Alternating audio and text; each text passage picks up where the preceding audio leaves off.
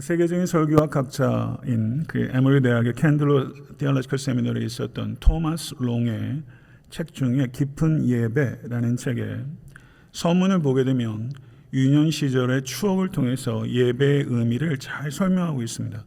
어린 토마스 롱과 그의 형이 어머니 날을 축하해 드리기 위해서 아침 식사를 준비해서 침실에 계신 부모님께 가져다 드려서 깜짝 놀라게 하기로 계획을 했던 것입니다. 요리라고는 해본 적이 없는 이 두 개구장이들의 즐거운 모험이 시작된 것입니다. 부모님들은 부엌에서 접시 깨지는 소리 그리고 음식 타는 냄새가 났지만 못 들은 척, 못 맡은 척 하시면서 즐겁게 기다리셨습니다.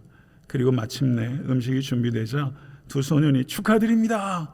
즐겁게 큰 소리를 외치면서 부모님 방으로 음식을 가지고 들어왔는데 거기에는 덜 익은 계란, 타버린 베이컨, 그리고 형체를 알아보기 어려운 비스켓 등이 있었습니다. 그러나 부모님은 아주 맛있게 드시면서 여태껏 먹어본 최고의 아침이란다 라면서 진심으로 기뻐하셨습니다. 사랑 그것이 최고의 양념이었기 때문입니다. 토마스 롱은 그리스도인들이 최선을 다해서 예배를 드린다고 해도 이 두 개구장이들이 준비했던 그날의 아침 식사와 같은 것이라는 것을 기억하라고 이야기합니다.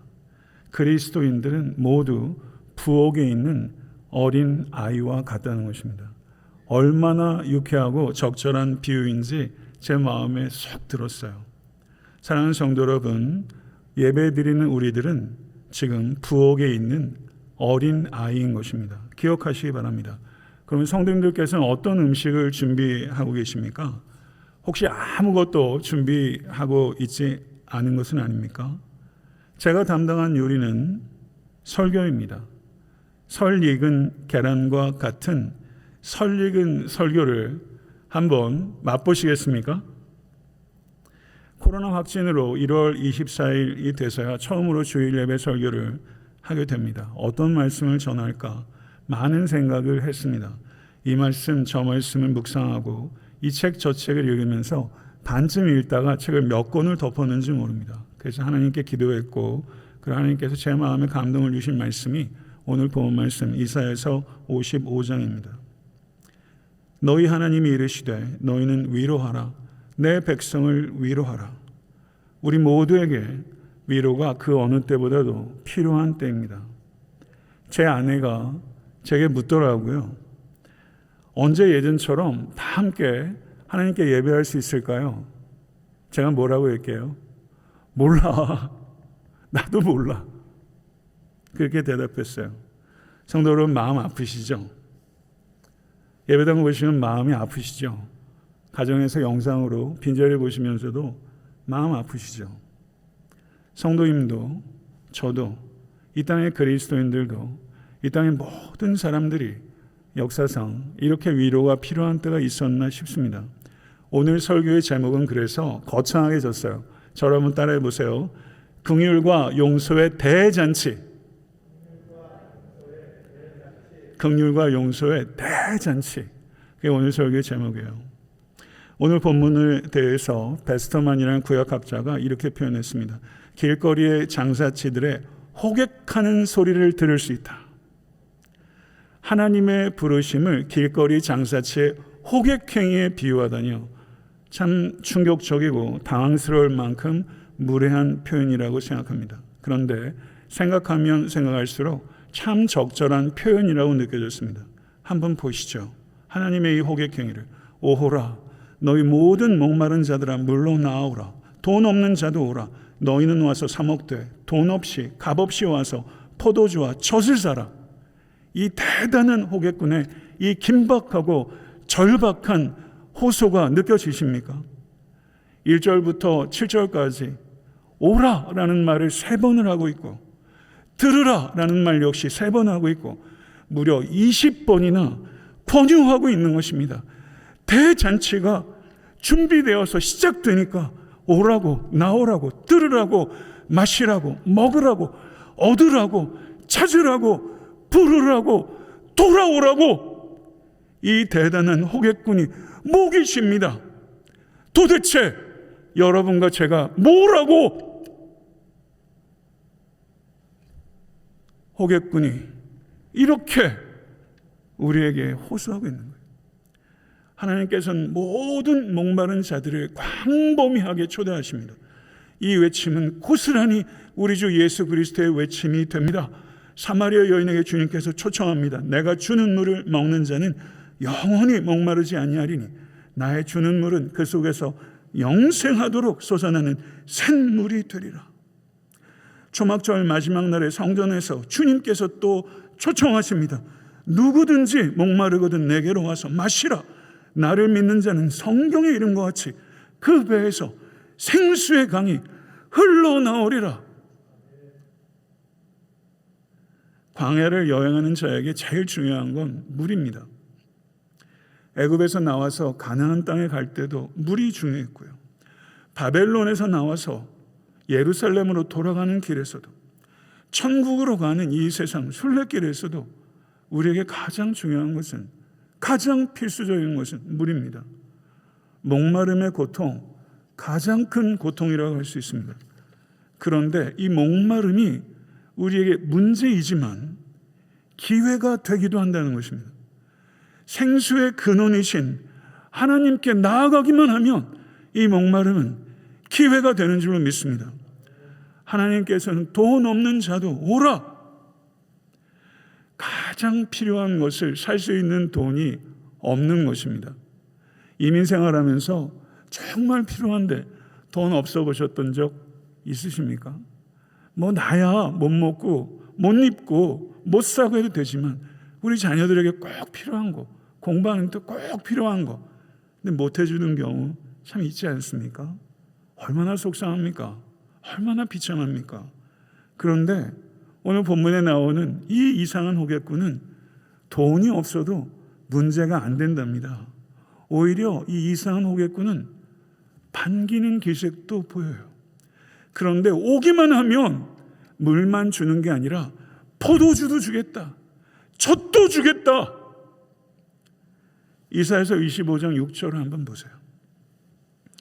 만군의 여호와께서 이 산에서 만민을 위하여 기름진 것과 오래 저장하였던 포도주로 연회를 베푸시리니 곧 골수가 가득한 기름진 것과 오래 저장하였던 맑은 포도주로 하실 것이며. 근데 흥미로운 거는요, 돈 없는 사람을 오라고 하셨는데 사라고 해요. 사라고 2번이나 얘기합니다. 공짜는 아니라는 거예요. 주님께서 베푸시는 이 대향연은 무료 급식소는 아니라는 것입니다. 지불할 수 있는 능력이 없는데도 불구하고 거기에는 가격이 분명히 있고 분명히 사야 한다는 것을 강조하고 있는 것입니다. 돈이 없음에도 불구하고 그토록 초청하고서 값을 내야 한다는 것입니다. 어떤 뜻입니까? 누군가가 대신 값을 지불했다는 뜻입니다. 그러면 누가 값을 지불했단 말입니까? 우리는 이사야 53장에서 고난받는 종의 노래에서 누가 값을 지불했는지를 보게 됩니다.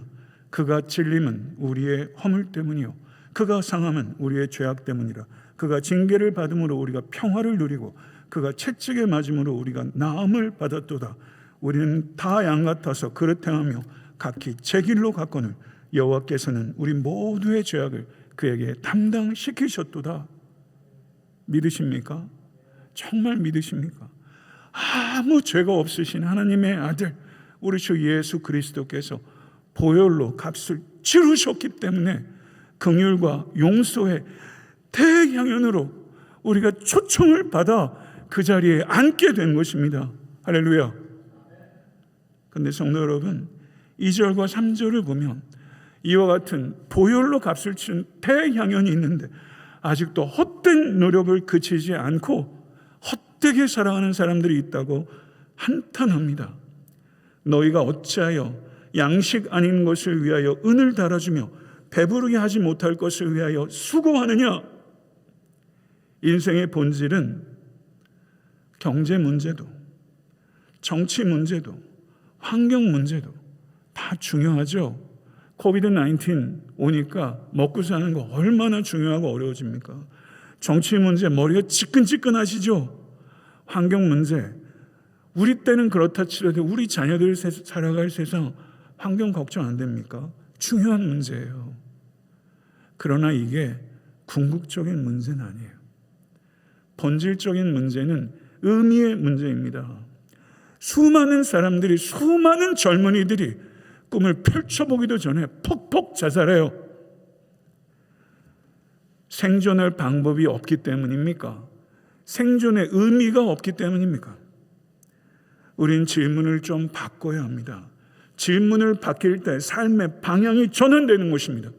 코로나19는 우리 모두에게 삶의 방향을 전환하라는 하나님의 강력한 사이렌이라는 것을 진실로 받아들이시는 우리 모두가 될 수 있기를 간절히 소망합니다. 전도서는 이 세상 욕망과 이 세상 지혜와 이 세상 부와 이 세상 명성에 기초하여 삶을 세우지 말라, 이것이 하나님의 뜻이니라. 사랑하는 성도 여러분, 우리 인간은 독립적 존재가 아니라 창조주 하나님께 의존적 존재예요. 오직 하나님과의 관계 속에서만 참된 의미를 발견할 수 있는 한계적 존재라는 것을 부디 기억하시고 받아들이실 수 있게 되기를 간절히 축원합니다. 성도님 한 분 한 분이 삶의 끝에서 언젠가 그때가 옵니다. You will die. We will die. 우리 죽어요. 끝이 와요. 언제? 몰라요. 그 삶의 끝에서 삶의 허물로 인해서 당황하지 않고 삶의 신비로 감격하실 수 있는 모든 건속되실 수 있게 되길 간절히 축원합니다. 이 안타까운 호객꾼은요 이렇게 말해요. 내게 듣고 들을지어다. 그리하면 너희가 좋은 것을 먹을 것이며 너희 자신들이 기름진 것으로 즐거움을 얻으리라. 너희를 귀를 기울이고 내게로 나와 들으라. 그리하면 너의 영혼이 살리라. 내가 너희를 위하여 영원한 언약을 맺으리니 곧 다윗에게 허락한 확실한 은혜니라. 깊고 영적인 들음이 여러분과 저에게 열릴 수 있게 되기를 간절히 소망합니다. 주의 말씀이 들리면 우리는 바람에 나는 겨가 되지 않을 것이며 시냇가에 심긴 나무가 될 것입니다. 그 결과 영혼이 살아납니다. 여기서 말하는 네페시, 영혼은 육체와 대조되는 그 영혼을 말하는 것이 아니라 인간 전체, 전인간, 전인격, 그 사람 자체를 말하는 것입니다. 그 영혼이 살아나게 될 것입니다. 이스라엘 백성들 가운데는 북이스라엘도 망했고 남유다도 망했고 이제 바벨론 포로 신세가 되었고, 그러면 하나님께서 언약을 잊어버리셨고 하나님께서 이스라엘을 버리신 것이다 라고 생각하는 사람들이 많이 있었어요. 이에 대해서 하나님께서 말씀하세요. 다윗 언약을 상기시키시며 이 언약은 영원한 언약이다.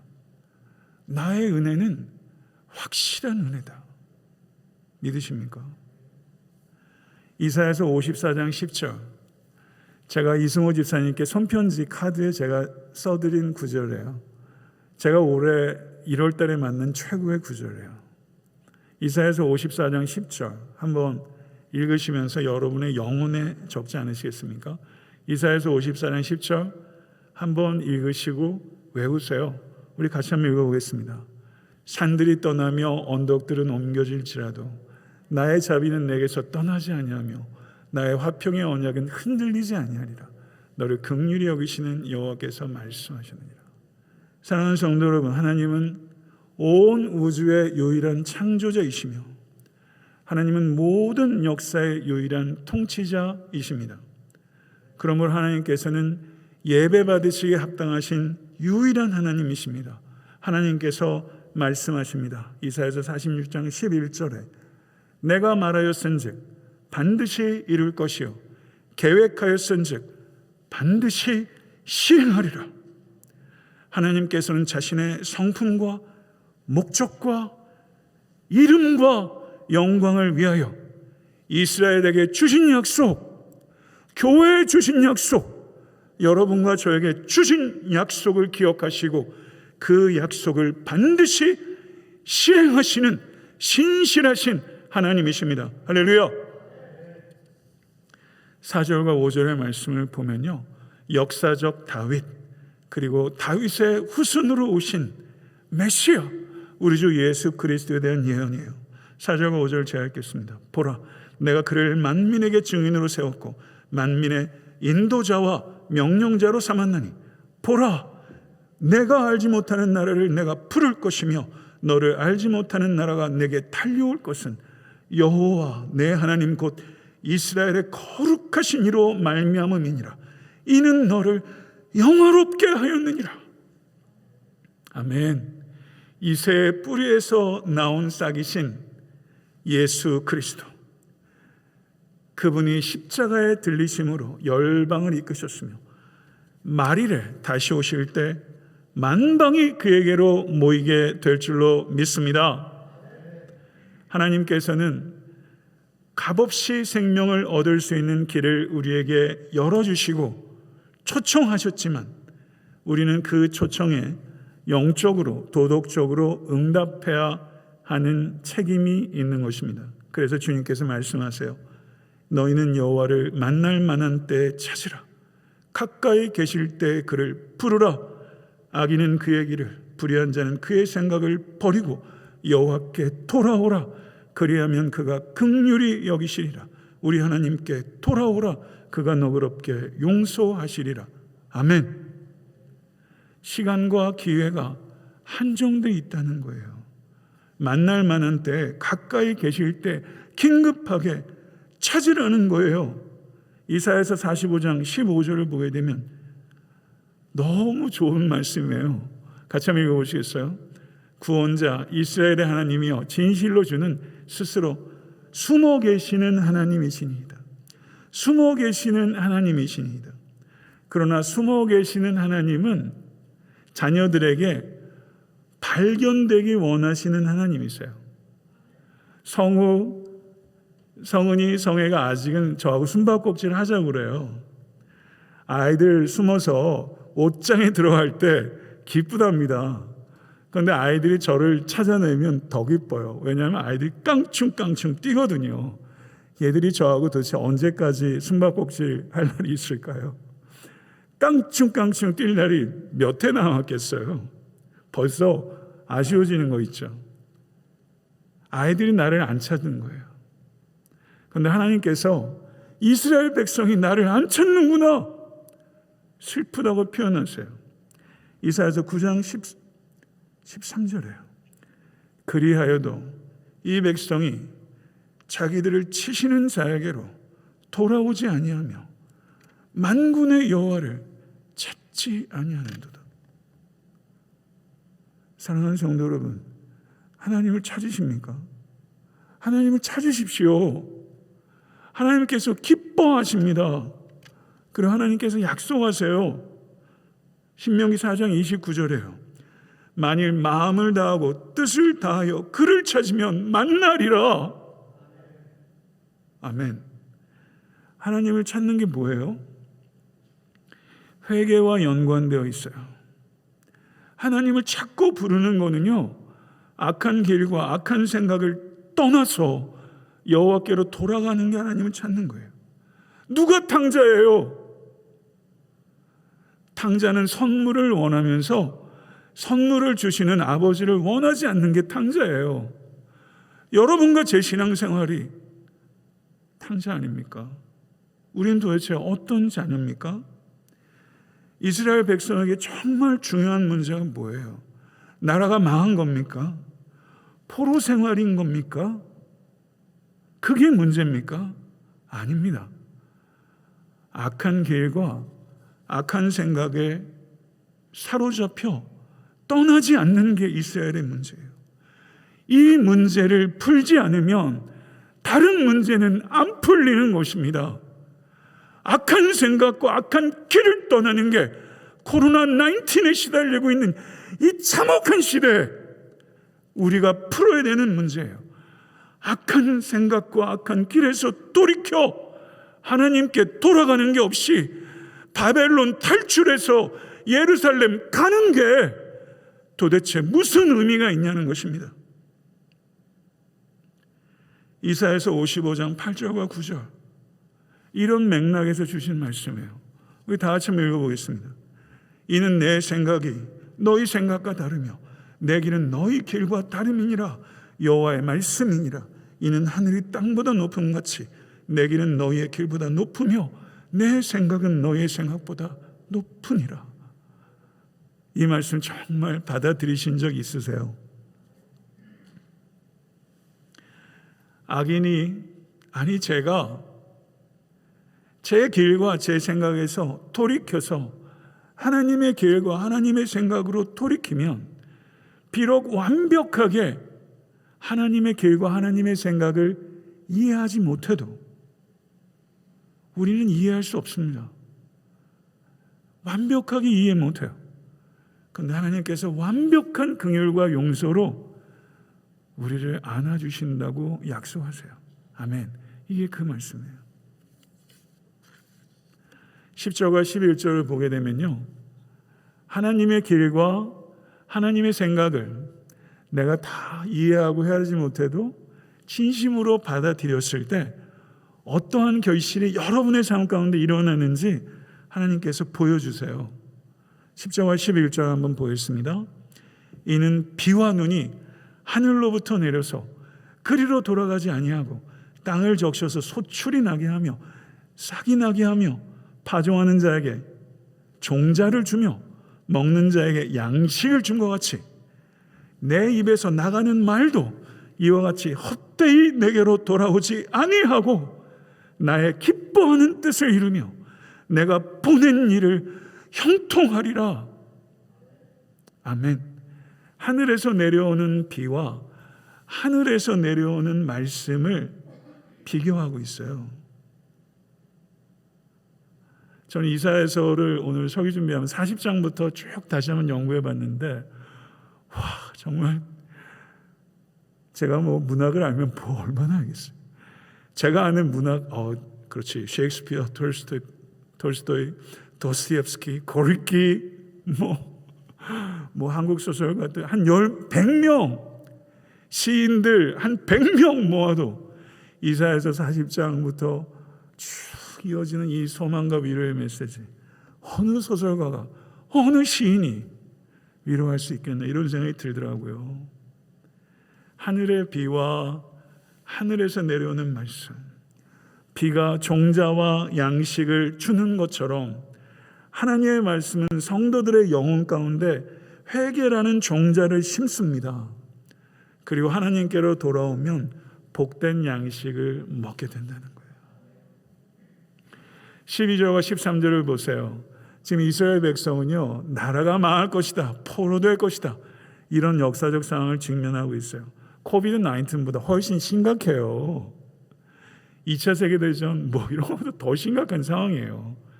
그런데 이사야서 55장 12절과 3절을 보세요. 막 쾌활해요. 너무 즐거운 언어가 폭발해요. 이런 즐거움이 여러분 가운데 오늘 임할 수 있기를 바랍니다. 12절과 13절 한번 읽어볼게요. 너희는 기쁨으로 나아가며, 크게 한번 읽어봅시다.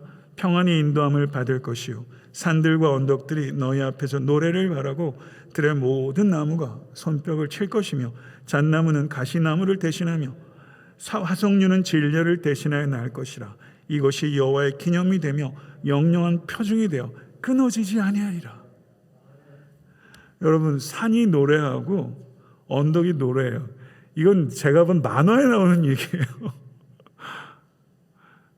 이 만화 같은 일이 일어날 것 같은데요, 저는요.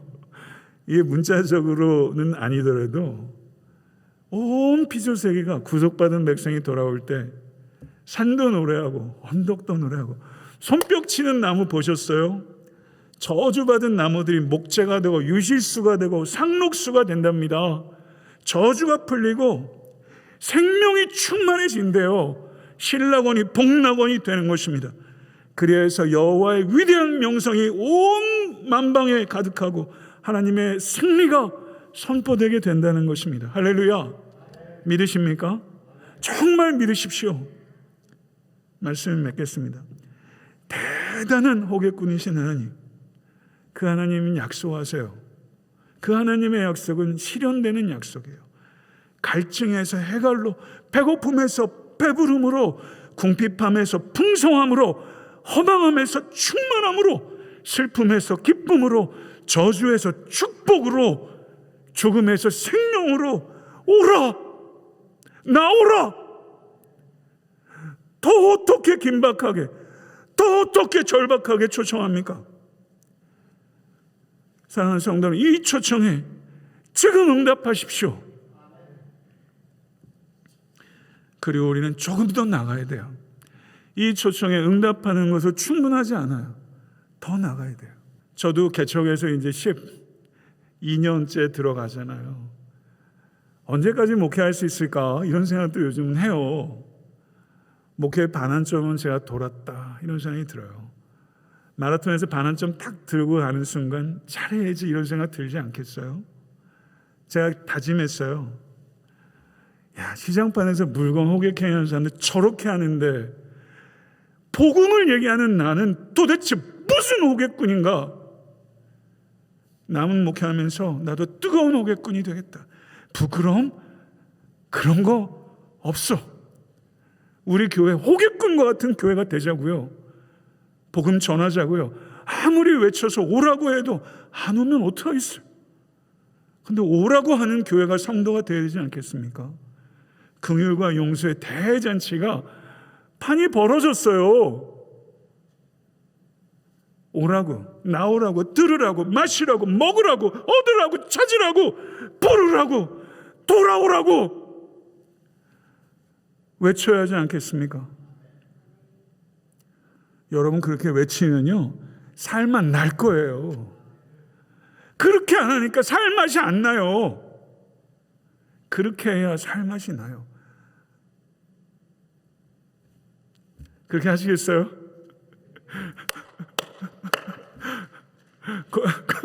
골라 하라는 거예요. 그렇게 복음을 자랑하십시다. 그리고 아직까지 그 잔치에 가셔서 그 포도주 6억 원보다 더 비싼 포도주 맛보지 않으신 분 계시면 맛보세요. 먹어보셔야 팔죠. 그 초청에 임하세요. 그리고 초청하세요. 코비드-19 지겹습니다, 진짜. 이렇게 살자고요. 힘 좀 나세요. 기도하겠습니다.